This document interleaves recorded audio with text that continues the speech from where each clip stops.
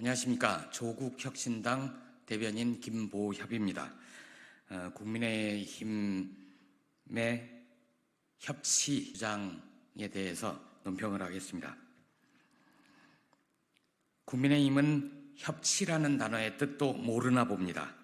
조국혁신당의 품격 있는 정치에 관심을 가져주시는 건 좋은데 비판을 하려면 자신이 사용하는 단어의 뜻부터 알고 하길 바랍니다.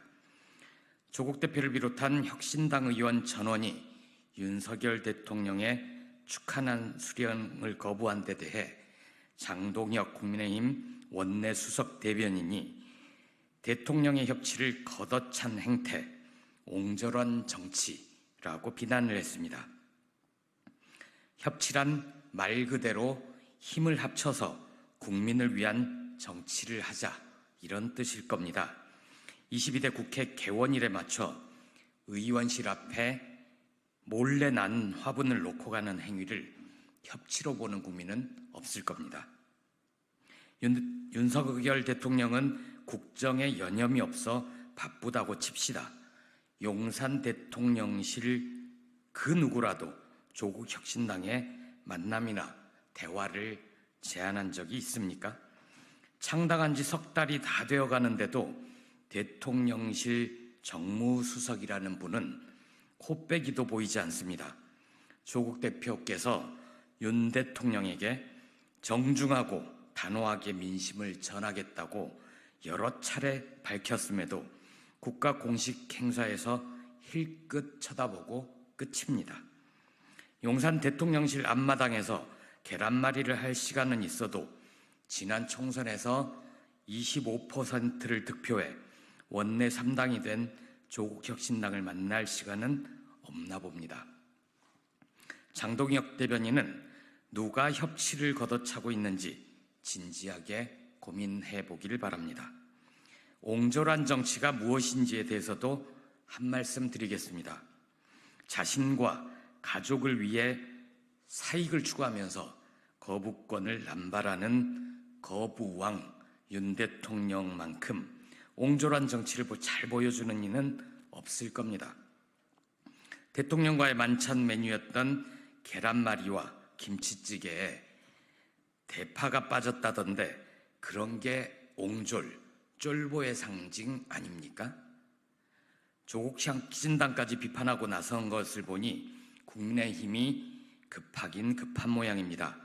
어제 발표된 한국갤럽 여론조사를 보면 지지율에선 아직 국민의힘이 앞서지만 미래 지지율과 관련된 정당 호감도 조사에서는 조국혁신당이 국민의힘을 10%포인트 정도 앞섭니다.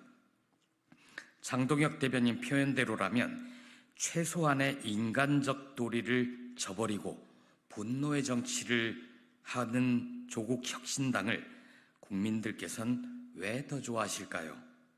아마 국민의 마음을 대변하고 있기 때문일 겁니다. 국민들께서 하고 싶은 말씀을 대신하고 있기 때문일 겁니다. 용산 대통령실에 여의도 출장소인 국민의힘 눈에는 그것이 분노의 정치라고 보이는가 봅니다. 3년은 너무 깁니다. 조국혁신당은 국민의 분노를 정치로 승화시키는 그런 정치를 보여드리겠습니다. 국민의힘이 절대 따라할 수 없는 품격의 정치를 보여드릴 테니 기대하시길 바랍니다. 이상입니다.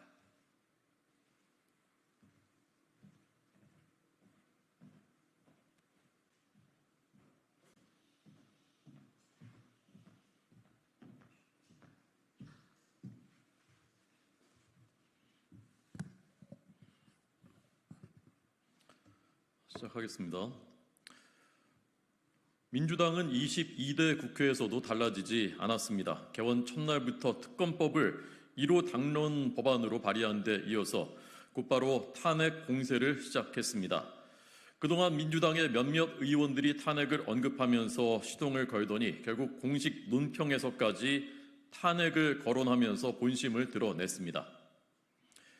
22대 국회 첫 주말인 오늘은 대규모 장외 집회로 탄핵 공세에 군부를 뗐습니다. 민주당의 모든 공세가 최종적으로 무엇을 향하고 있는지 모르는 국민은 아마 없으실 것입니다. 민주당의 행태에는 집권 욕심뿐 국민도 민생도 없습니다.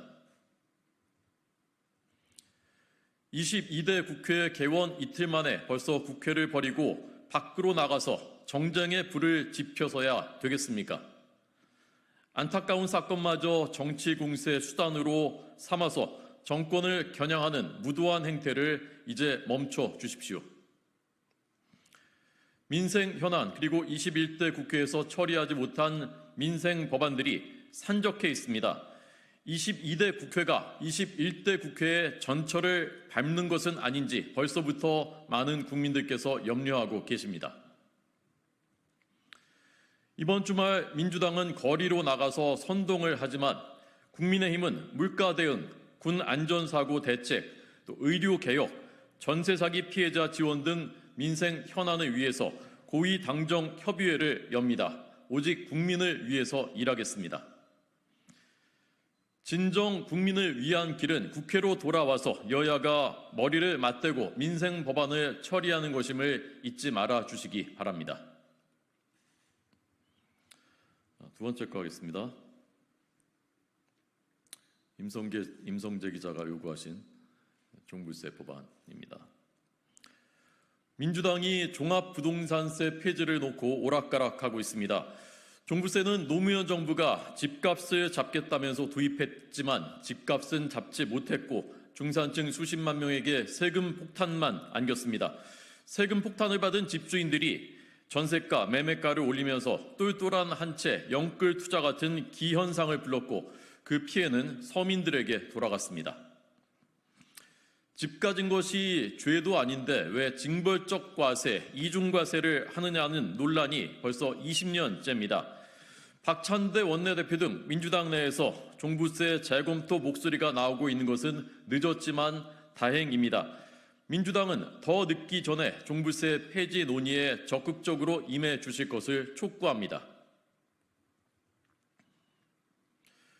국민의힘은 22대 국회 1호 법안으로 금융투자소득세 폐지 논의에도 적극 임할 것입니다.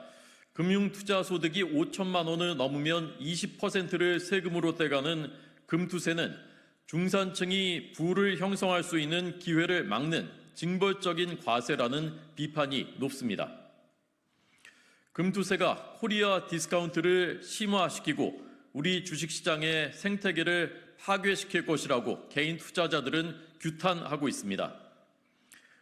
OECD 평균의 2배에 달하는 50%의 세율을 적용해서 건강한 중소기업마저 가업 승계를 포기하게 만드는 상속세도 마찬가지입니다.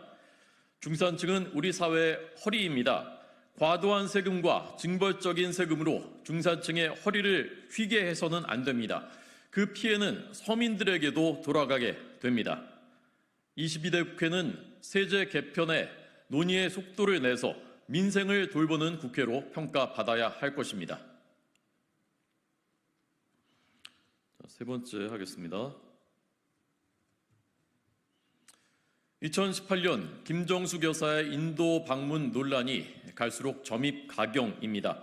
당시 방문단 인원 36명에 기내식 비용으로 6천만 원이 넘게 쓰여진 것으로 밝혀졌습니다. 승무원을 제외하고 계산하면은 1인당 160만 원을 기내식 비용으로 쓴 것입니다. 4인 가족의 5년치 식비를 하늘 위에서 써버린 것입니다. 영부인의 첫 단독 외교라고 주장하지만 단독 관광에 혈세를 쓴 것이라는 의혹이 점점 짙어지고 있습니다. 당시 인도 정부는 김 여사가 아니라 고위급의 방문을 요청했을 뿐인데도 기어이 인도를 방문한 김정숙 여사는 공개된 일정에는 넣지도 않았던 타지마할 관광을 기어이 강행했습니다. 그런데 어떤 이유에서인지 공식 방문 보고서에는 타지마할 방문 일정은 빠져 있습니다. 김정숙 여사는 그로부터 불과 넉 달 전에 문재인 전 대통령과 인도를 방문했을 때 다시 인도에 오면 타지마할을 꼭 갈 것이다 라고 말했습니다. 그런데 말한 대로 넉 달 만에 결국 이루어지고 만 것입니다. 지금이라도 솔직해지십시오. 의혹이 걷잡을 수 없는 수준에 이르고 있고 국민들께서는 진실을 알고 싶어 하십니다. 지금까지 제대로 된 조사도 감사도 이루어지지 않았습니다. 반드시 진상 규명이 필요합니다.